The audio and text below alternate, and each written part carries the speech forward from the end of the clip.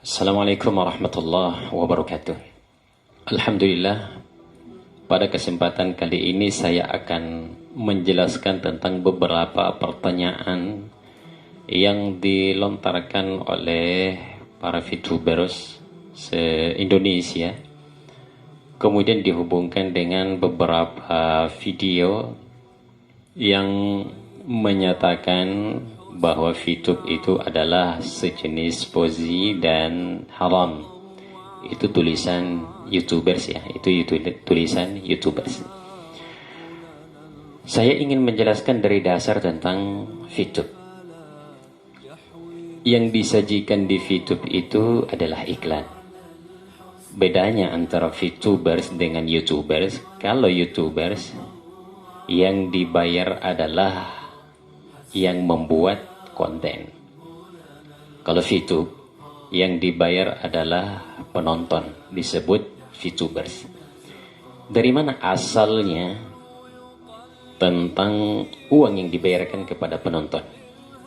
Yang disajikan ini adalah iklan. Saya mengambil contoh yang sering kita lihat. Salah satu stasiun TV, saya sebut saja namanya TV One. Di stasiun TV itu tentu ada iklan yang disajikan. Di antaranya mungkin ada air mineral, ada sejenis kopi. Maka untuk ditampilkan di TV One, maka tentu perusahaan mineral tersebut bayar kepada stasiun TV tersebut. Kemudian diambillah karena sesuai dengan akad tanda tangan. Sama seperti VTube yang disajikan ini ada sampo, ada sejenis kopi, ada KFC, ada Starbucks, ada motor, ada jam tangan, ada Megami, ada makanan-makanan lainnya. Maka tentu perusahaan-perusahaan semua ini membayar kepada VTube karena ingin ditampilkan iklannya. Maka VTube dengan hasil pembayaran tadi itu membagi hasil kepada VTubers atau penontonnya. Asalnya ini uang dari sini. Asalnya uang dari VTube, dari pembayaran tadi perusahaan tersebut yang ingin diiklankan perusahaannya di VTube. Maka akadnya jelas ya. Dasar mengambil uangnya jelas. Kemudian dibayar dengan view point. Poin tersebut di dalam aplikasi VTube itu adalah mata uang digital. Maka poin itu tentu berharga. Sama kalau kita dari Indonesia ingin ke Makkah, maka kita tukar dulu uang kita menjadi real, baru kita belanja karena mata uang di sana. Orang Arab, orang Eropa datang ke Indonesia ingin belanja di Indonesia, maka tentu ditukar dulu dengan uang rupiah karena mata uang Indonesia adalah rupiah. Kemudian mata uang digital di HP kita namanya poin. Apa itu poin? Saya mengambil contoh ya. Saya angkat saja nama Telkomsel karena memberikan terbaik. Kita berikan jempol kepada Telkomsel. Saya pernah mendatangi Grafari dengan urusan ingin memperbaiki nomor HP saya yang sudah lewat masa tenggangnya, ingin diaktifkan kembali. Setelah diaktifkan, ternyata salah satu karyawan dari Grafari tersebut menyapa saya dengan mengatakan, "Pak, bisa saya lihat poin di HP-nya?" Maka saya perlihatkan. Ternyata setelah beliau cek, ada 200 poin lebih di dalam HP saya, di nomor Telkomsel saya. Maka karyawan tersebut langsung menawarkan, "Pak, kalau kita mau tukar poinnya, maka poin ini berharga." Saya bilang, "Iya, bisa." Dia bilang bisa.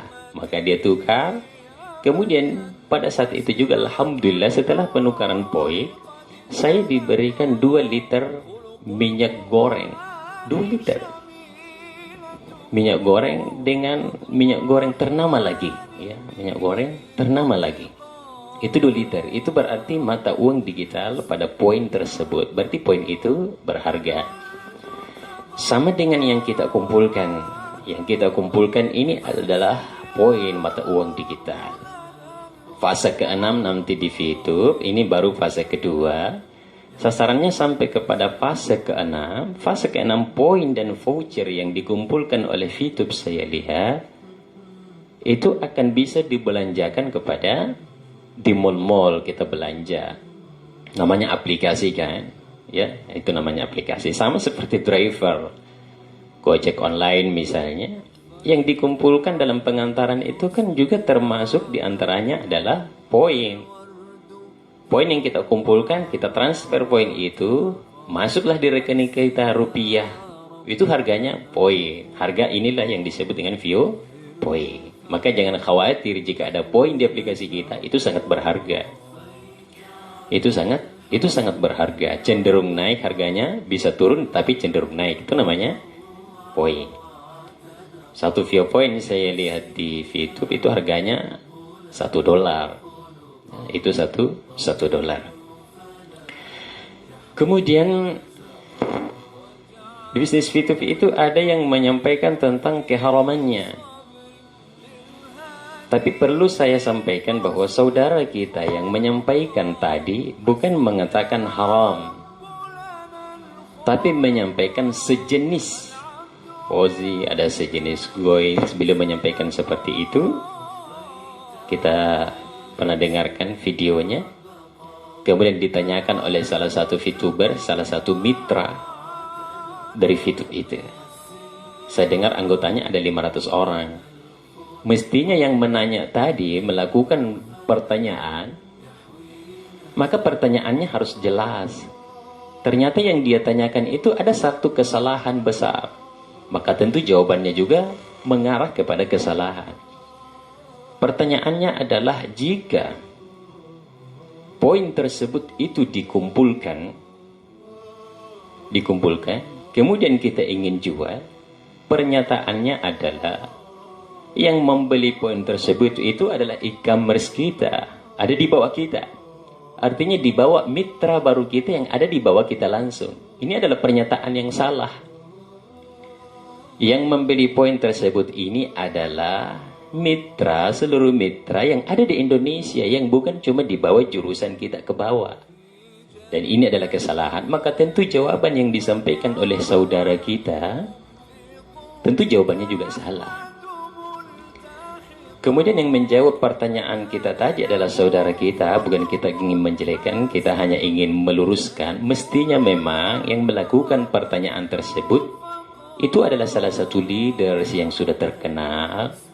Karena kan kita tahu sama-sama kan, idza ja'akum fasikum binaba'in fatabayyanu. Jika datang kepadamu tentang kefasikan, maka perjelaslah.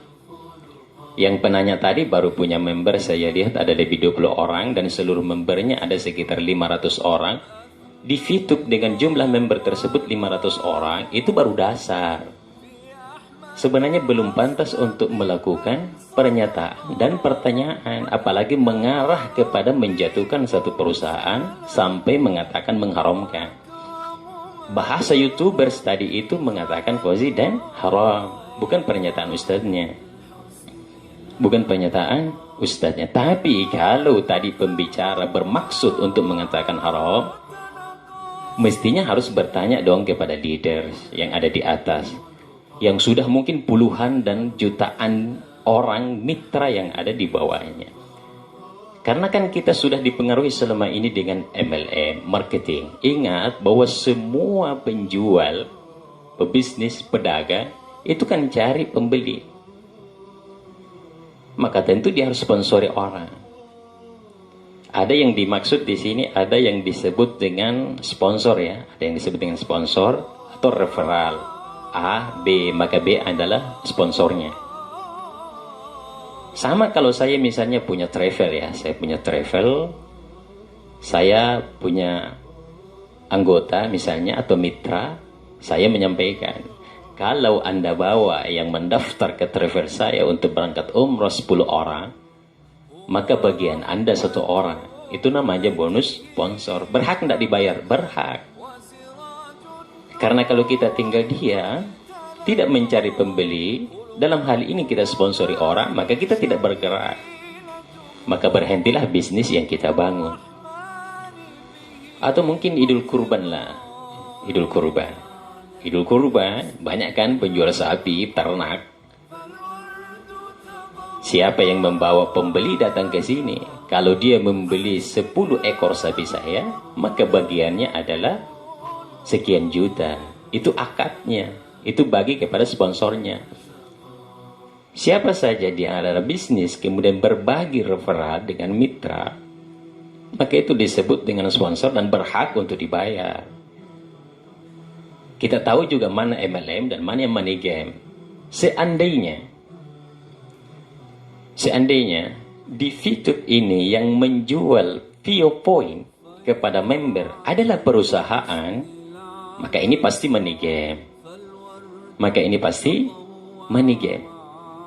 Tapi ini bukan. Yang menjual Vio Point adalah member kepada member lain. Karena harga Vio Point tadi itu berharga. Itu berharga. Jadi berhaklah orang mendapatkan sponsor. Sama saya. Saya ingin bermitra misalnya dengan Fitup. Saya cari misalnya 10 orang. Saya cari 20 orang. Saya cari 30 orang. Berhak enggak saya dapat bonus sponsor? Berhak. Sama seperti misalnya. Ini nilai ya, nilai. Anak saya belajar daring kan melalui aplikasi, melalui medsos saat ini, belajar di rumah. Nilainya bagus, dikasih poin oleh gurunya 100, nilainya berharga. Itu namanya poin.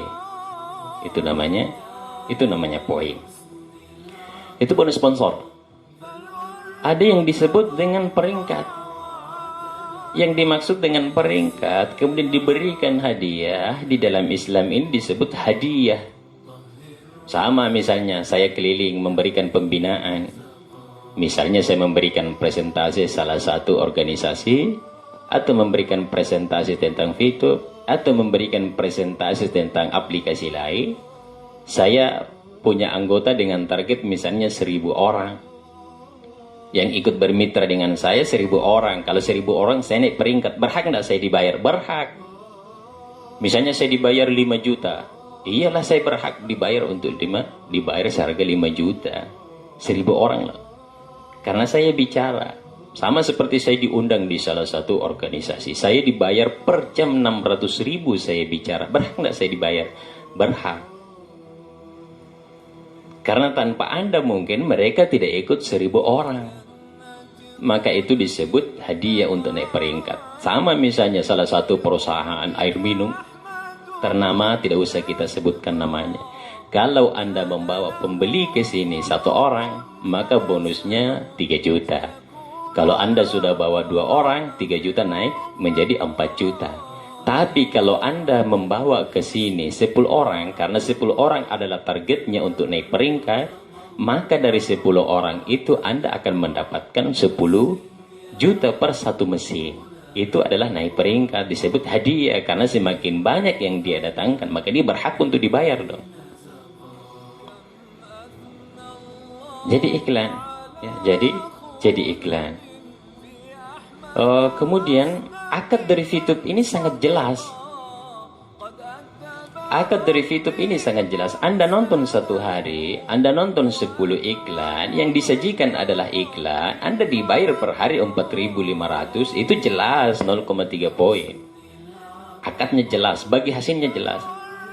Yang kedua, jika Anda dapat sponsor, Anda berhak mendapatkan 5% dari hasil tontonannya. Itu juga jelas. Pernyataan pembicara yang kita tampilkan di video dengan mengatakan, kalau begitu saya sudah dapat terang-terangan, mohon maaf, maka saya timbang-timbang. Tidak boleh dong timbang-timbang. Ya.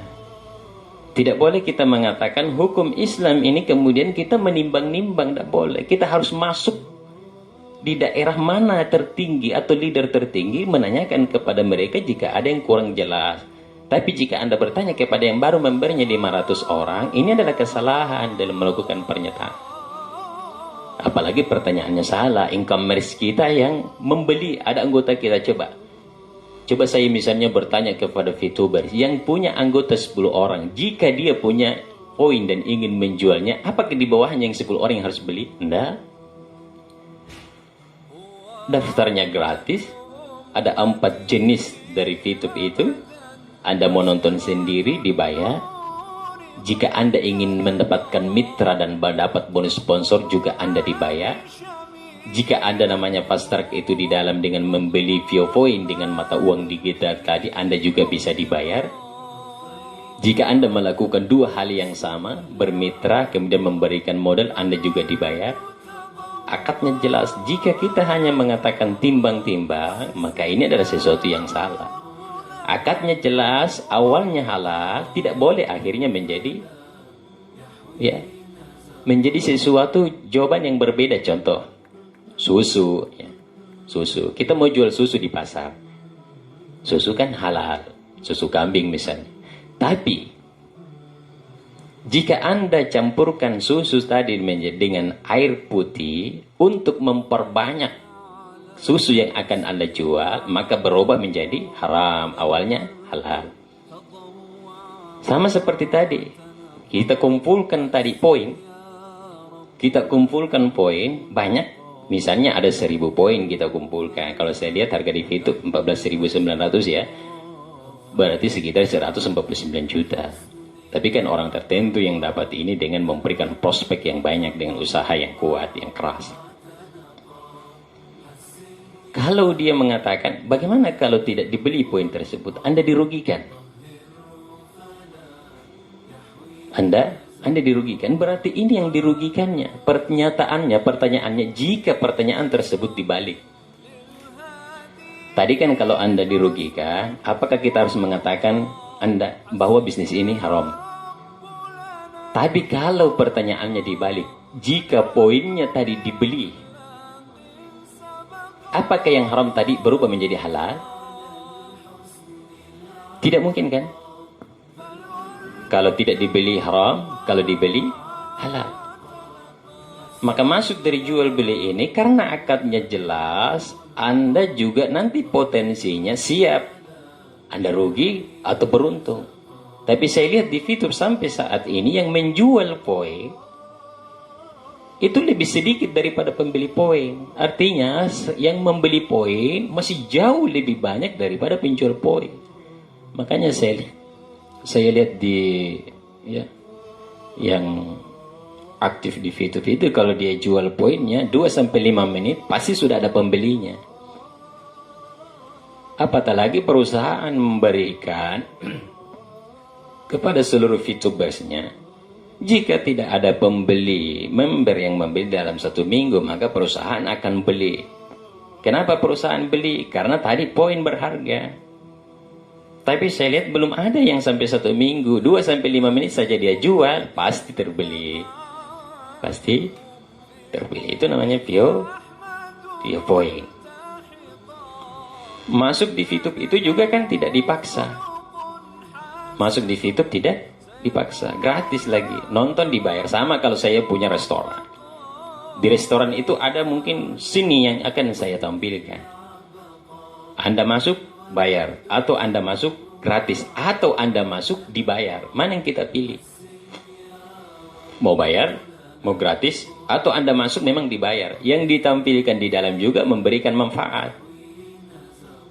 Misalnya saya lihat ada jam tangan, bagus tuh, memberikan manfaat. Alhamdulillah, dengan waktu kita bisa mengatur waktu sholat kita, waktu ibadah kita. Yang selama ini kita mungkin tidak mendapatkan informasi-informasi, ternyata di situ memberikan informasi terbaru, maka memberikan manfaat. Maka iklan yang disajikan ini memberikan manfaat atau tidak? Kalau memberikan manfaat, itu yang kita tonton, itu yang kita kembangkan. Coba kalau misalnya yang dipertontonkan adalah membuka aurat secara umum, maka tentu tadi sekalipun masuknya kita dibayar, kemudian kita putar dan kita senang dengan iklan tersebut, maka kita mendapatkan dosa. Tapi saya melihat apa yang ditampilkan di VTube ini sekitar 98% yang disajikan memang adalah iklan dan memberikan manfaat. Maka tidak berhak kita mengatakan ini sejenis ini kemudian memberikan hukum. Cobalah konsultasi kepada leader tertinggi agar bisa jelas dan diperjelas tentang apa yang ditampilkan ini. Karena ini kan tiba-tiba muncul videonya, kemudian disajikan secara umum, maksudnya apa? Kalau maksudnya ingin mengeluarkan seluruh anggotanya, silahkan disampaikan. Kalau maksudnya ingin memberikan hukum, silahkan disampaikan dengan baik. Tapi kalau maksudnya YouTuber tadi ingin supaya videonya laku, gimana mereka? Maka perlu ditabayun. Perlu diperjelas akadnya seperti apa. Jangan tiba-tiba ada videonya kemudian YouTubers mengatakan ini haram. Itu tidak boleh dong. Coba kalau misalnya YouTube mengambil satu langkah hukum, maka tentu ini adalah pencemaran nama baik. Maka kita tidak berhak. Sama saya mengambil contoh ya. Saya mengambil contoh. Waktu saya diperkenalkan ini kan saya langsung berpikir positif bahwa orang pasti sukses kan. Tapi saya tidak langsung mengatakan bahwa VTube ini halal, enggak. Tantangan pertamanya ada sama keluarga saya. Mohon maaf, saya sebut saja namanya istri saya. Saya tawarkan, dia tidak terima. Kenapa? Takutnya nanti yang dipertontonkan itu adalah iklan yang membuka aurat. Atau misalnya dia sejenis syubhat atau sejenis haram. Tapi saya tidak berhenti di situ. Kita dengarkan leader-leader, kita diperdengarkan seperti ini. Kemudian menyampaikan, saya juga tidak pernah wakal lagi. Saya jangan sampai gara-gara VTube kita punya masalah dengan keluarga. Sudahlah, saya tidak usah bahas kepada istri saya. Istri saya mengatakan haram, saya mengatakan saya tindak lanjut. Artinya cari, memperjelas gimana sistemnya, kenapa bisa dibayar. Terus lama sampai berbulan-bulan, dan baru beberapa hari istri saya justru dapat dari orang lain penjelasannya di medsos yang lain. Oh, ternyata ini dasarnya. Ini yang selama ini diperdebatkan. Jadi tantangan saya ada sama keluarga saya. Mungkin tantangan Anda ada kepada mitra Anda. Sama kalau Anda melihat video dengan mendapatkan ini, maka ini adalah tantangan Anda. Anda lanjut atau tidak? Anda teruskan atau tidak? Anda mau sukses atau tidak? Sebenarnya dari video tersebut, boleh jadi juga video tersebut itu menyampaikan hal yang sederhana, tapi kita sebagai VTubers, kita sebagai orang yang ingin bermitra, cara menangkap penjelasan tadi juga salah. Saya angkat ya, saya tidak menjatuhkan ulama kita, ulama besar kita, rahimahullah, Imam Syafi'i kan. Di sisi lain ada pendapat yang mengatakan, ini kan tidak pernah dilakukan Imam Syafi'i. Tapi murid yang lain mengatakan ini pernah dilakukan oleh Imam Syafi'i. Kalau kita cari dasarnya, bukunya Imam Syafi'i, dia tidak pernah melakukan hal itu. Bahkan dia tidak menganjurkan melakukan itu. Tapi kan ada yang mengatakan ini pendapat Imam Syafi'i, boleh dilakukan. Kenapa bisa seperti itu? Karena muridnya juga berbeda-beda. Ada kemampuannya 100%, ada kemampuannya 50%, ada kemampuannya 30%. Sama seperti yang melakukan pertanyaan ini. Mungkin kemampuan yang sudah beberapa bulan ya, berapa ya? 2 bulan atau 3 bulan ya. Memberinya baru 500, itu secara umum baru 20% perkembangannya. Yang menjawab tidak berhak dong menjawab pertanyaan tersebut karena belum tahu dasar dari VTube itu dari akar-akarnya. Coba konsultasi kepada leader tertingginya agar ini jelas apa yang disampaikan agar tidak menjatuhkan VTube ini. Jawaban-jawaban seperti itu perlu direvisi kembali, dilihat kembali. Apatah lagi tadi, jadi yang saya garis besar adalah kenapa beliau mengatakan sejenis ini, karena pertanyaan tadi menyatakan e-commerce kita di bawah, member baru kita, itu yang membeli poin kita. Padahal itu adalah pernyataan yang sangat-sangat salah. Tidak pernah ada peraturan dari VTube bahwa yang membeli ada di bawah kita. Seandainya juga yang fast track saya lihat di VTube itu membeli poin, itu adalah paksaan, itu sudah jelas adalah money game. Ingat, money game itu jika kita mendapatkan barang yang harganya 3 juta, itu pendaftarannya 8 juta. Permainan uang kan? Tanam saham misalnya. Hari ini kita nabung misalnya 300.000. Dengan impian nanti kita bisa punya mobil. Uang kita setorkan selama 10 tahun. Baru kita dapat hasilnya. Ini adalah permainan uang. Ada juga satu video, siapa namanya ya, yang sebelumnya tadi ini pertanyaan. Ada video di situ kan?